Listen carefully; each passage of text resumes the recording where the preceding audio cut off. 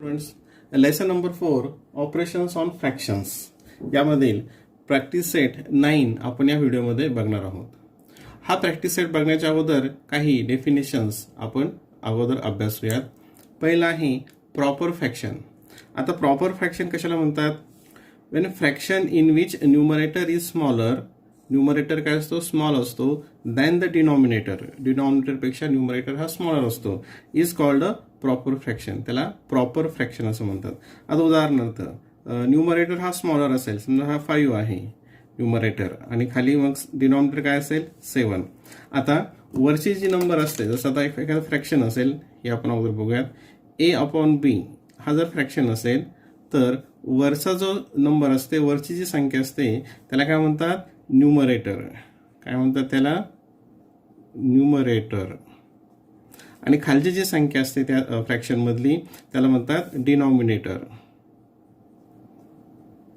त्याला म्हणतात डिनॉमिनेटर. हे तुम्ही मागच्या वर्षी अभ्यासलेलं आहे. म्हणजे वरचा जो असतो त्याला न्यूमरेटर म्हणतात, खालचा जो असतो त्याला डिनॉमिनेटर म्हणतात. मग प्रॉपर फ्रॅक्शन मध्ये काय होतं की न्यूमरेटर हा स्मॉल असतो आणि डिनॉमिनेटर हा ग्रेटर असतो, मोठा असतो. दुसरं उदाहरण आणखी लिहिता येईल 10/15. 10/15. आता याच्यामध्ये न्यूमरेटर किती आहे? 10. डिनॉमिनेटर किती आहे? 15. मग लहान कोण आहे? न्यूमरेटर. लहान काय आहे? न्यूमरेटर. मग तो ह्या काय झाला? Proper fraction. किंवा आणखी शेवटचं उदाहरण बघूयात 7/11. 7/11. याच्यामध्ये न्यूमरेटर 7 आहे आणि हा डिनॉमिनेटर 11 आहे. हा लहान आहे आणि हा मोठा आहे. म्हणजे प्रॉपर फ्रॅक्शन मध्ये न्यूमरेटर काय असतो? लहान असतो आणि डिनॉमिनेटर काय असतो? मोठा असतो. डिनॉमिनेटर काय? मोठा असतो. ठीक आहे, हे लक्षात आलं पहिलं प्रॉपर फ्रॅक्शन. आता number 2 improper fraction. Improper fraction. Fraction in which numerator म्हणजे वरचा अंश इज ग्रेटर, तो मोठा असतो, than the denominator is called a improper fraction. आता बघा उदाहरणार्थ 6/4. 6/4. आता परत इथं आणखीन आपण वाटल्यास माहितीसाठी लिहूयात. समजा न्यूमरेटर वर असतं आणि डिनॉमिनेटर खाली असतो. आणि इम्प्रॉपर फ्रॅक्शन मध्ये न्यूमरेटर काय असतो? हा मोठा असतो आणि डिनॉमिनेटर काय असतो? हा लहान असतो. डिनॉमिनेटर हा लहान असतो. कशामध्ये? इम्प्रॉपर फ्रॅक्शन मध्ये. ठीक आहे, मग आता 6/4 इथं हा मोठा आहे न्यूमरेटर आणि 4 जो डिनॉमिनेटर तो छोटा आहे. हा म्हणजे काय झाला? इम्प्रॉपर फ्रॅक्शन झालं. दुसरं उदाहरण 11/5. आता 11 न्यूमरेटर 11 आहे, तो मोठा आहे, डिनॉमिनेटर 5 तो लहान आहे. म्हणजे हा झाला उदाहरण कशाचं? इम्प्रॉपर फ्रॅक्शनचं. आणखीन एक उदाहरण बघूयात 10/7. 10/7. आता हा काय झाला? न्यूमरेटर मोठा झाला, डिनॉमिनेटर छोटा झाला. न्यूमरेटरला काय म्हणतात तुम्हाला माहिती आहे? काय म्हणतात त्याला? अंश. आणि जो डिनॉमिनेटर असतो त्याला काय म्हणतात? छेद. मराठीमध्ये काय म्हणतात त्याला? अंशाधिक अपूर्णांक आणि हे छेदाधिक अपूर्णांक. त्याची आपल्याला काही गरज नाही, पण तरी सुद्धा माहिती असावं. वरच्याला म्हणतो अंश आणि खालचा असतो छेद. ठीक आहे, इम्प्रॉपर फ्रॅक्शन कळालं. तिसरा प्रकार आहे mix fraction. A fraction having integral part and a fractional part is called a mix fraction. आता त्याच्यामध्ये इंटिग्रल पार्ट असेल आणि फ्रॅक्शनल पार्ट असेल. आता बघूया उदाहरण एखादं. Suppose 5 integer 2/7. आता त्याचं रिडिंग कसं करतात मला आठवत आहे का? त्याचं रिडिंग कसं करतात बघा. कसं इथं मी लिहितो 5 इंटिजर मग 2/7. 5 इंटिजर 2/7. आता हा जो 5 आहे बघा, याच्यामध्ये इथे मी दाखवतो. हे जे 5 आहे हा काय झाला? Integral part. काय झाला? हा इंटिग्रल पार्ट. 5 ला काय म्हणतात? Integral part. आणि हा जो 2/7 आहे, 2/7 हा काय झाला? Fractional part. काय झाला, फ्रॅक्शनल पार्ट. म्हणजे जेव्हा एखादी फ्रॅक्शन हा काय असतो, त्याच्यामध्ये इंटिग्रल पार्ट पण असतो आणि फ्रॅक्शनल पार्ट पण असतो. हा इंटिग्रल पार्ट झाला आणि हा फ्रॅक्शनल पार्ट झाला. मग अशाला काय म्हणायचं, मिक्स्ड फ्रॅक्शन. आणखीन एक उदाहरण बघूयात. 9 इंटिजर 5/11. 9 इंटिजर 5/11. म्हणजे हा इंटिग्रल पार्ट आणि हा 5/11 हा पूर्ण, हा काय झाला, फ्रॅक्शनल पार्ट. याला म्हणतात फ्रॅक्शनल पार्ट, याला म्हणतात इंटिग्रल पार्ट. हे लक्षात आलं. आणखीन एक उदाहरण लिहूयात. 8 इंटिजर 3/7. 8 इंटिजर 3/7. आणि हा जो इंटिग्रल पार्ट असतो, हे काय असतं, प्रॉपर फ्रॅक्शन असतो. म्हणजे हे वरचं लहान असतं आणि खालचं मोठं असतो. वरचं लहान असतं आणि खालचं हे मोठं असतं. हे लक्षात आलं. हे आता यावर आधारित प्रॅक्टिस सेट 9 आपण अभ्यासूया. Practice set 9. Question 1. Convert into improper fraction. आता हे जे मिक्स फ्रॅक्शन आहेत याला आपल्याला काय करायचं आहे, इम्प्रॉपर फ्रॅक्शनमध्ये कन्व्हर्ट करायचं आहे. इम्प्रॉपर फ्रॅक्शन म्हणजे काय, ज्यांचा न्यूमरेटर हा मोठा असतो. आता पहिलं उदाहरण बघूयात. नंबर 1. 7 इंटिजर 2/5.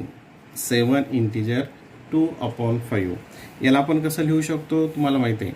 ठीक आहे. 7 प्लस 2/5. 7 प्लस 2/5. आता या ठिकाणी डिनॉमिनेटर काहीच दिसत नाही, परंतु त्या ठिकाणी डिनॉमिनेटर किती असतो, 1 असतो. हे तुम्हाला माहिती आहे. मग 7/1 प्लस 2/5. 7/1 प्लस 2/5. आता आपल्याला काय करायचं आहे, ही ॲडिशन करायची आहे. काय करायचं, ही ॲडिशन करायची. आणि याच्यासाठी तुम्ही मागच्या वर्षी एक रूल अभ्यासला होता. कसा होता, कोणता रूल होता तो बघा. हा A/B प्लस C/D असा. A/B plus C/D equals to काय केलं तर आपण, क्रॉस मल्टिप्लिकेशन, तिरकस गुणाकार. A into D plus C into B किंवा B into C/B into D. हा नियम, हा रूल आपण मागे बघितलं. त्याला काय म्हणतो आपण, क्रॉस मल्टिप्लिकेशन. म्हणजे ह्या गुणाकार अगोदर, नंतर हा गुणाकार आणि खालचा हा परत त्याचा गुणाकार. ठीक आहे. क्रॉस मल्टिप्लिकेशन रूल यालाच आपण म्हणतो. मग आता या ठिकाणी बघा काय होईल. पहिल्यांदा 7 इंटू 5 काय होईल या ठिकाणी, 7 इंटू 5. मग इथे लिहिलं 7 into 5 plus 2 into 1. 2 into 1 upon 1 into 5. 1 into 5 लक्षात इक्वल्स टू 7 इंटू 5. 7 5 जा 7 1 जा 7 7 2 जा 14 7 3 जा 7 5 जा 35 प्लस 2 इंटू 1. 2 1 जा 2 अपॉन 1 इंटू 5. 5 1 जा 5 इक्वल्स टू 35 प्लस 2 म्हणजे काय येईल ते 37/5. 37/5 आलं. हे पहिल्याचं उदाहरण लक्षात आलं. आता नंबर 2 आपण घेऊयात इथे शेजारी. क्वेश्चन नंबर 2 त्याच्यामध्ये काय आहे, 5 इंटिजर 1/6. 5 इंटिजर 1/6. याला आपण अगोदर कसं मांडू, 5 प्लस 1/6. 5 प्लस 1/6 इंटिग्रल पार्ट आणि हा फ्रॅक्शनल पार्ट. ठीक आहे. मग या 5ला आपण कसं लिहू शकतो, 5/1 प्लस 1/6 इक्वल्स टू. आता याच्यानंतर काय, हा जो रूल आहे A/B तो त्याचा वापर करायचा आहे. 5 into 6. 5 into 6 plus 1 into 1. 1 into 1 upon 1 आणि खाली डिनॉमिनेटरला डिनॉमिनेटरचं मल्टिप्लिकेशन 1 इंटू 6 इक्वल्स टू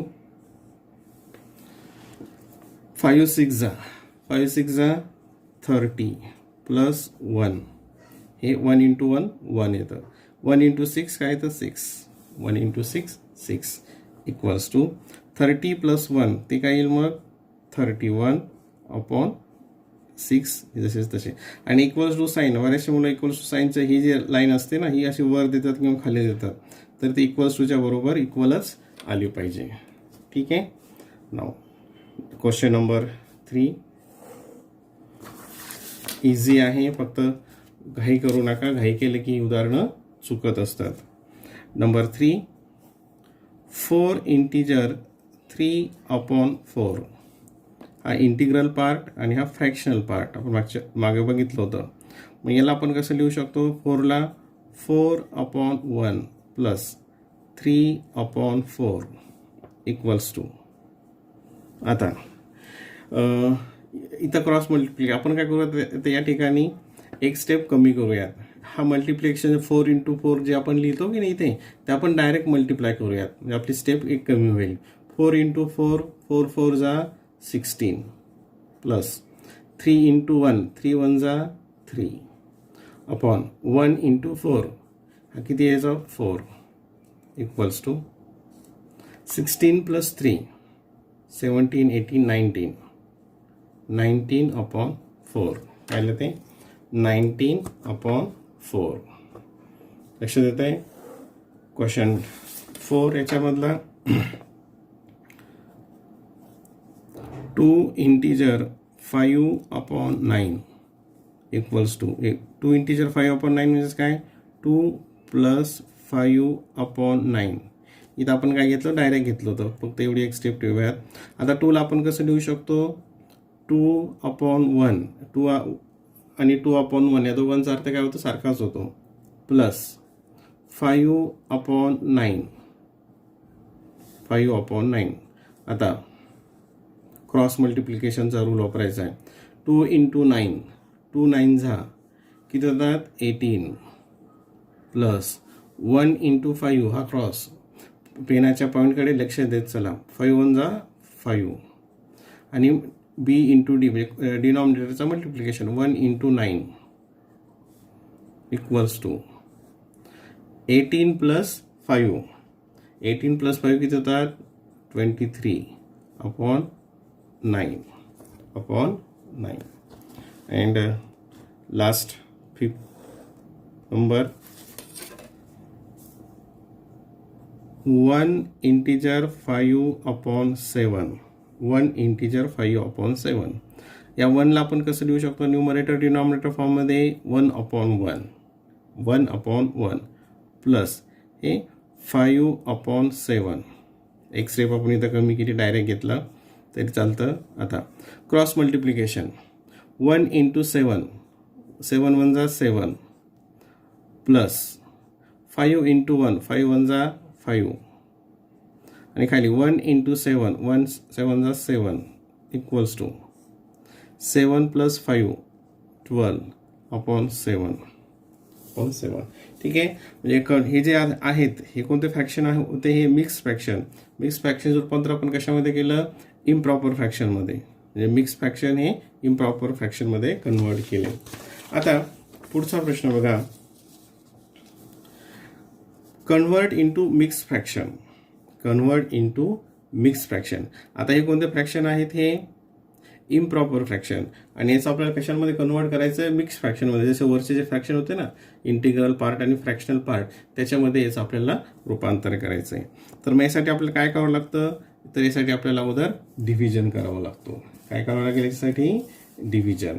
तर मग बघा, पहिलं नंबर 1 30 अपॉन 7 30 अपॉन 7. आता आपण काय करणार, हे 7नी 30ला डिव्हाइड करूयात. 7नी 30ला इथं डिव्हाइड करूयात. बघा आता कसं हे डिव्हिजन होतं, 7 इथं येईल, नंतर 30 मग 7 वन 7, 7चा आता डिव्हिजन करायचं म्हणजे काय ते पण आपण समजून घेऊयात. तर 7चा टेबल हा 30 पर्यंत मोजायचा. 7चा टेबल 30 पर्यंत 30 येईपर्यंत म्हणायचा. 7 वन 7, 7 टू 14, 7 3 21, 7 4 28, 7 5 35. 7 5 हे मोठं होतं म्हणजे कुठपर्यंत जाईल 7 4 28. आता आणखीन याच्यामध्ये एक सबट्रॅक्शन करूयात. ही सबट्रॅक्शन कशी करायची, सबट्रॅक्शन करण्याची सोपी पद्धती खाली डिस्क्रिप्शन बॉक्समध्ये दिलेली आहे, ती एकदा तुम्ही अभ्यासा. हे किती येतं 2 and 0, 2 and 0 म्हणजे 2 आलं हे रिमाइंडर. आता याच्यामध्ये हे जे 4 आलेलं आहे, या 4ला इथे फक्त आपण पहिल्या उदाहरणामध्ये लिहिणार आहोत. हे जे 4 असतं हे याला काय म्हणतो आपण कोशंट. याला काय म्हणतो कोशंट. ही तुमच्या जे माहीत असेल याला काय म्हणतो आपण कोशंट. QUOTIENT कोशंट असतं. खाली जी संख्या येते त्याला म्हणतो आपण रिमाइंडर. काय म्हणतो त्याला रिमाइंडर. REMAINDER.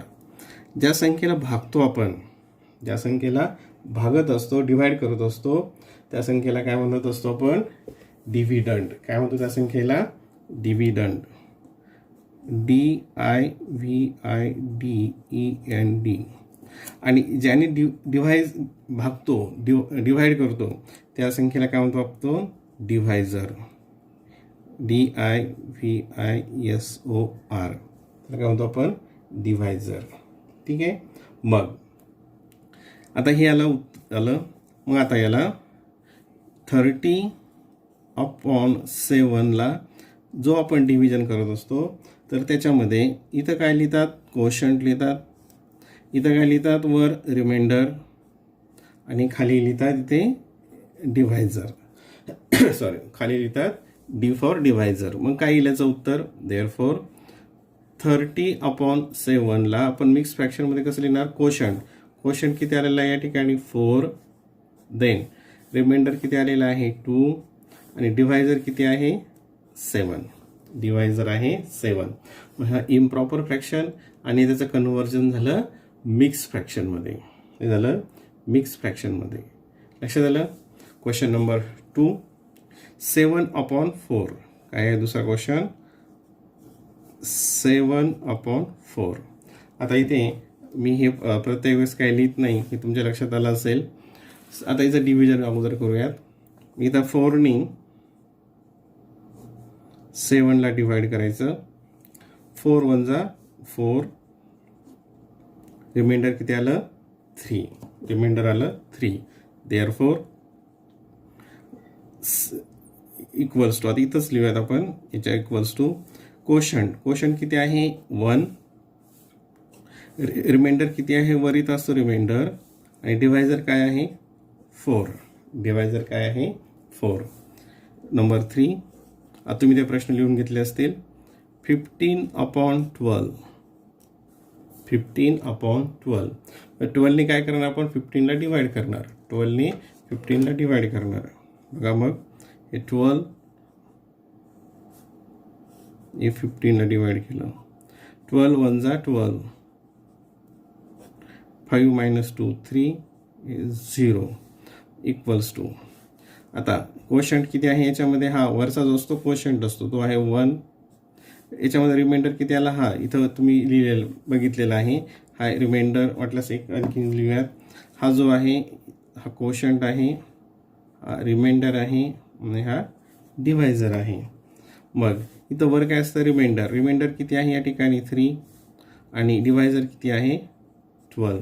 डिव्हायझर किती आहे 12. म्हणजे याचं हे मिक्स फ्रॅक्शनमध्ये कसं झालं 1 इंटिजर 3/12. 1 इंटिजर 3/12. लक्षात आलं हे. नाव क्वेश्चन नंबर 4 11/8. काय आहे 11/8. तर आपण आता इथं हा डिव्हिजन करूयात. इथं मी थोडी रेश मारून घेतो म्हणजे ते मिक्स होणार नाही. ठीक आहे.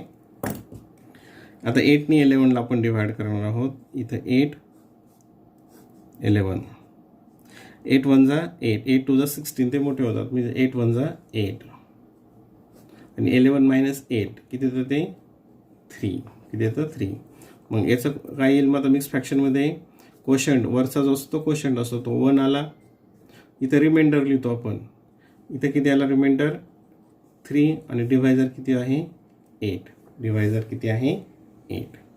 देन क्वेश्चन नंबर 5 तुम्ही हे उदाहरणं लिहून घेतलेले आहेत. ठीक आहे. 5 आहे ते रोमन नंबर्समध्ये ते लिहिलेले आहे उदाहरण फक्त. 21/4. मग आता काय करणार आपण? 21ला 4ने डिवाइड करणार. मग इथे येईल 4, इथे येईल 21. ठीक आहे. आता 4 1 जा 4, 4चा टेबल कुठपर्यंत म्हणायचं 21 पर्यंत. 4 1 जा 4, 4 2 जा 8, 4 3 जा 12, 4 4 जा 16, 4 5 जा 20 आणि 4 6 जा काय 24 पेक्षा मोठा होतो. मग तो आपल्याला चालणार नाही. त्याला 1 सबट्रॅक्शन केलं. आता हा काय असतो कोशंट. करेक्ट. हे काय असतं खालचं रिमाइंडर आणि हा काय असतो डिव्हायडर. आता याचं आपण याचं मिक्स फ्रॅक्शनमध्ये कन्वर्ट करताना इथं काय सुरुवातीला लिहितो कोशंट, वर काय लिहितो रिमाइंडर आणि खाली काय लिहितो डिव्हायझर. खाली काय लिहितो डिव्हायझर. मग बघा देअरफॉर 21/4 इक्वल्स टू याच्यामध्ये कोशंट किती आला 5. सरळ रेष घेतली त्याच्या 5च्या पुढे एक्झॅक्ट. नंतर रिमाइंडर किती आला इथं 1 आणि डिव्हायझर किती आहे 4. डिव्हायझर किती आहे 4. लक्षात येते. अँड लास्ट क्वेश्चन याच्यामधला 20/7. 20/7. मग 7ने डिवाइड करूयात 20ला. 7 1 जा 7, 7 2 जा 14, 7 3 जा 21. 7 3 जा हे याच्यापेक्षा मोठं होतं. मग काय 7 1 जा 7, 7 2 जा 14. याची सबट्रॅक्शन केली. तिथे ते 6, इथं 0. परत एकदा आपण रिपीट करूयात. हा जो असतो उत्तर वरचं याला काय म्हणतो आपण कोशंट. हे जो खाली असतो त्याला म्हणतो आपण रिमाइंडर आणि हा जो इकडचा असतो ज्याने डिव्हाइड करतो त्याला म्हणतो आपण डिव्हायझर. आणि जर मिक्स फ्रॅक्शनमध्ये कन्वर्ट करताना इथं लिहितात कोशंट, इथं वर येतात रिमाइंडर आणि खाली लिहितात डिव्हायझर. हे तुम्ही व्यवस्थित पाठ करून ठेवा. देअरफॉर 20/7 इक्वल्स टू कोशंट किती आला 2. सरळ रेष घेतली. नंतर वर काय लिहायचं रिमाइंडर. रिमाइंडर किती आला या ठिकाणी 6 आणि खाली डिव्हायझर किती आहे 7. आणि काय उत्तर येईल याचं 2 इंटिजर 6/7. 2 इंटिजर 6/7. लक्षात आलं. Question number 3. Write the following examples using fractions. आता हे जे एक्झाम्पल्स आहेत हे आपल्याला फ्रॅक्शनचा यूज करून लिहायचे आहे. ठीक आहे. If 9 kilogram rice is shared among 5 people. 9 kilogram गहू हा 5 लोकांमध्ये वाटायचा आहे. How many kilograms of rice does each person get. एका व्यक्तीला किती गहू मिळेल. आता बघा आता अगोदर इथं किलोग्रॅम दिलेलं आहे. आपल्याला विचारलं कशाचं पर्सनचं विचारलंय. मग 5 पीपलला किंवा 5 पर्सनला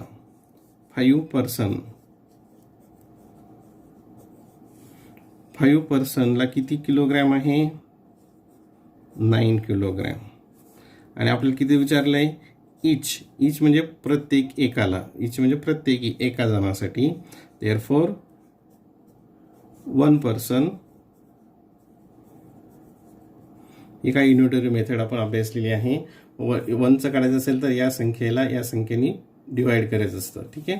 9/5 किलोग्रॅम. 9/5 किलोग्रॅम. एक्झाम्पल आपण हे कशामध्ये लिहिलं त्या ठिकाणी फ्रॅक्शनचा यूज करून लिहिलं. To make 5 shirts of the same size 11 meters of cloth is needed. How much cloth is needed for 1 shirt. आता 5 शर्टसाठी किती लागतं 11 meters. मग आपण तसं लिहूयात 5 शर्ट्ससाठी किती 11 meter. देअरफॉर 1 शर्टसाठी. ही पर युनिटरी मेथड आहे. अनेकावरून एकाची किंमत काढणे हे आपण अभ्यासलेलं आहे. मग इथल्या नंबरने आपण डिवाइड करत असतो. 11/5 मीटर्स हे आलं ते फ्रॅक्शनमध्ये. लक्षात आलं? ठीक आहे. आता याच्यामध्ये व्हिडिओ कळाले परत बघा आणि खाली डिस्क्रिप्शन बॉक्समध्ये सबट्रॅक्शनसाठी आणि डिव्हिजनसाठीचे काही व्हिडिओ दिलेले आहेत, ते व्हिडिओही बघा.